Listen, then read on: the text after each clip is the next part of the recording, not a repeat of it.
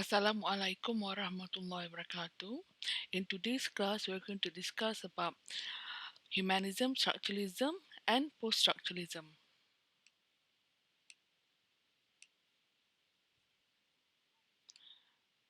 Now, in addition to what we have learned about humanism, these are some of the assumptions that humanists have made throughout time. The first is that good literature is timeless, it speaks to all generations at all historical periods. Now, according to the humanists, what knowledge we have gained from this world comes from our senses and ourself, our own minds. Yeah, so they believe that writers who wrote works in English literature, for example, wrote works that can be understood throughout time. Yeah? So, good literature is timeless. It can be appreciated by people from across the periods that we have in this world. For example, in this world today, we have Shakespeare, who is lauded as the best literary writer, the most creative literary writer. So, humanists believe this. Now, the second assumption in the humanism is the literary texts contain their own meaning within itself. We do not need to understand the historical context in which a work is written, nor the autobiography of the author. So, this is another idea brought about by the literary humanists because they do not pay attention to the historical context nor the autobiography. Yeah, what is important is just the literary text. Um, they understand the literary text as being the best work that a writer can produce, and it's not based on the history of the writer, where he comes from, or rather his own background. His background and social context is not considered as important. Now, the third assumption of the humanists is that the text will reveal constants, universal truths about human nature because human nature is constant and unchanging. So, according to the humanists, if there is a good work that is appreciated by a certain people, the same good work will be appreciated throughout time because the human nature is constant and unchanging. It's basically the same thing, where you have people who are good being appreciated by readers, characters who are good being appreciated by readers, but characters who are bad being what do you call that, demonized by readers. Now this expectation that the same values will remain same for peoples of all generations is what the humanists believe in. The fourth assumption is that the purpose of literature is the enhancement of human life and the propagation of human values. Literature should, however, always be disinterested and should never have an overt agenda of trying to educate or persuade someone, which could be called propaganda.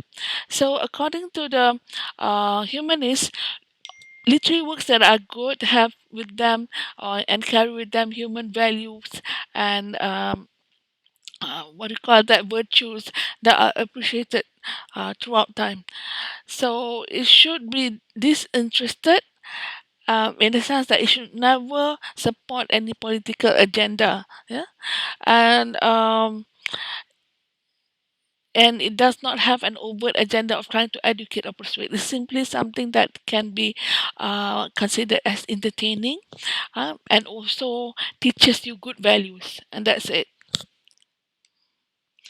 Now, fifth assumption is that a literary work is sincere, meaning that it's based on honesty and true to experience. Basically, it means that the narrator, for example, has to be reliable. So, humanists believe that literary works are written by reliable narrators. They do not believe that the narrators can lie. Literature is valuable in the sixth assumption because it shows us our true nature and the true nature of society through pleasurable means, including drama, characters, conflicts, and symbols. So, everything in literature is pleasurable because it shows you the true nature of society. Now, as we have learned later in the 20th century, there is a new theory that comes after humanism, and that is structuralism. Structuralism offered the first serious challenge against humanist thinking because it proclaims itself to be objective and specific. It is an attractive approach because literary studies have been accused of being subjective and impressionistic. This objectivity is achieved by passing actual usage parole in favor of studying system in the abstract. So when you use structuralism, you tend to study more than one work, where you see the structure of a work, based on its genre, for example. So there is more than one work that should be studied when you uh, use structuralism to study literature. In structuralist analysis, the individuality of the text disappears in favor of looking at patterns, systems, and structures with the ultimate goal of arriving at the universal structures of all narratives. So the individuality of the text disappears when you look at the common structures that it has with other literary texts. Now, another way of looking at structuralism is that it is also um, arguing that the text is simply a function of a signifying system. It does not belong to a specific individual.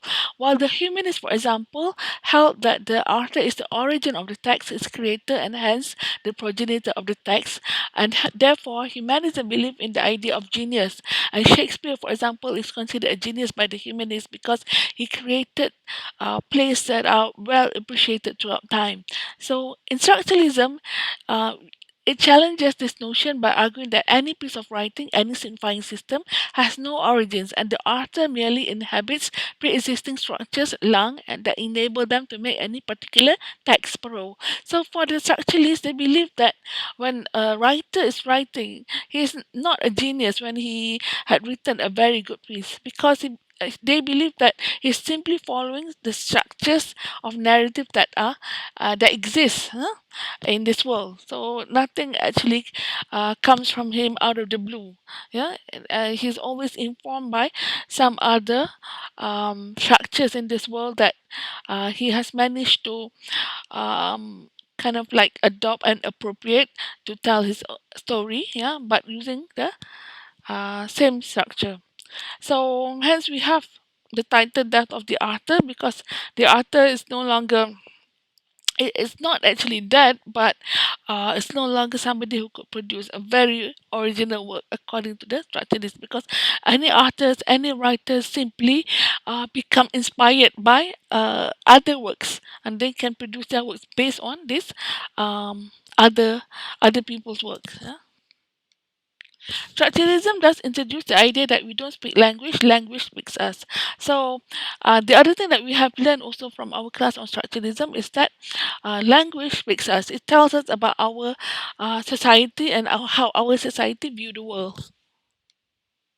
Thus, while the humanist model presupposes that there is a real world external to our sensory perceptions, which we apprehend through our physical senses and which we comprehend through our rational minds, the structuralist model, by contrast, assumes that the structure of language itself produces reality. We can only think through language. And this is another thing that we have studied. The humanist model held that language is a product of the individual writer's mind and free will. In structuralism, language speaks us. The source of meaning is not an individual's experience, but the sets of oppositions and operations, the sign and grammars that govern the structure of the language. Okay, so language is no longer something that comes from the human mind. It is set by society in the form of signs and grammars. Finally, humanism held that the human was the source and measure of all things. The world revolves for humanist thinking around what human beings are and do and mean and say and produce and think and feel. So humanism is belief that humans really created the knowledge that they have gained through their senses and by also responding to these sensory experiences, they produce knowledge. Structuralism counters this perspective by insisting that the self, individual reality, is the self, the product of the structure of language.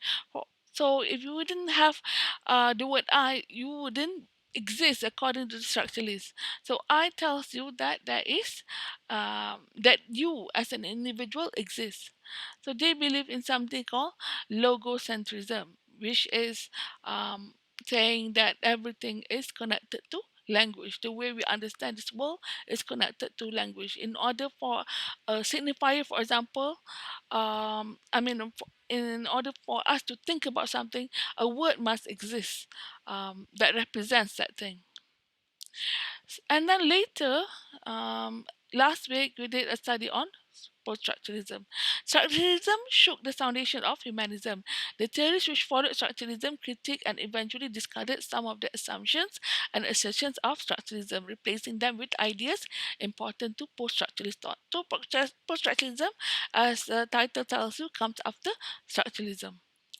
Post-structuralists agree that language is the most important factor in shaping our lives, ourselves, and our literary text. Rather than language reflecting the real world, language creates and structures everything we know about reality. So language speaks us. So this is what structuralists and post-structuralists agree about. Language speaks us.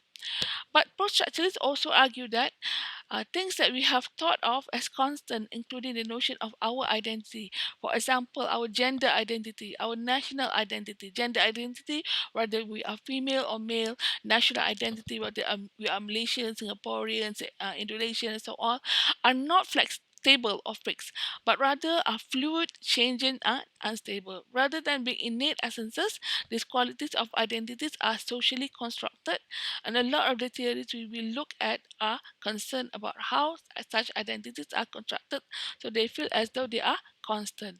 So gender identity refers to masculinity or femininity. Yeah.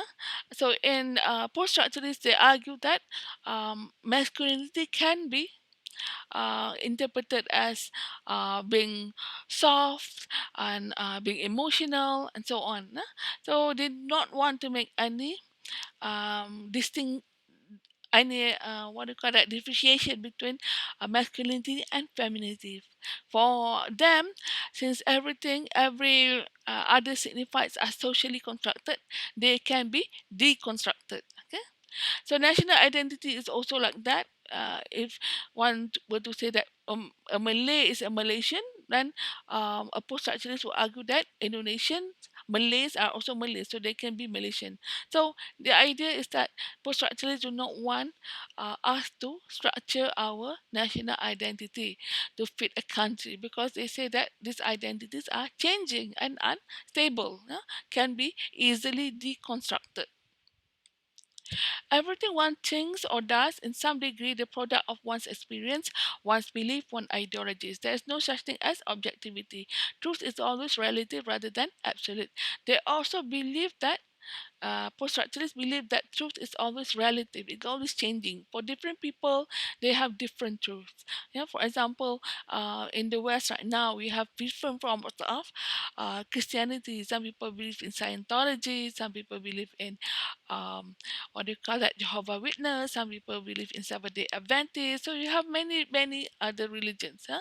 For them, you can be a Muslim, you can be a Scientologist, you can be anything that you want to do and be, because to them there is no one single religion that is correct or is said to be the national religion. Yeah, so everyone can have and believe in their own beliefs. Yeah? You can even believe in not believing in God. Yeah? So according to the post-structuralism. So this is one thing. There are multiplicities of beliefs in post-structuralism. Because all truths are relative, relative means nothing is better than the other or truer than the other. All supposedly essential constants are fluid. A language determines reality. There is no such thing as definitive meaning. There is only ambiguity, fluid meaning, and multiplicity of meaning, especially in literary texts. So what we have is ambiguity, fluid meaning, and multiplicity of meaning, especially in literary texts. This is what we have discussed previously because there can be many signifiers for one signifier, right? Because a signifier can have many meanings. Now, this is what post-structuralists believe also. Because of the idea of relativism, there is no such thing as total theory, one which explains every aspect of some event or field. They don't believe in any total theory. Total theory is like a religion, right? Like Islam, Christianity, that try to explain about everything. Marxism is also another total theory. Feminism is also another total theory. So they don't believe in the idea of a total theory that explains everything in life because everyone has the right to believe in what they want to believe. Now, who will be saying this? This is maybe I can ask you these questions in our next class. Thank you so much.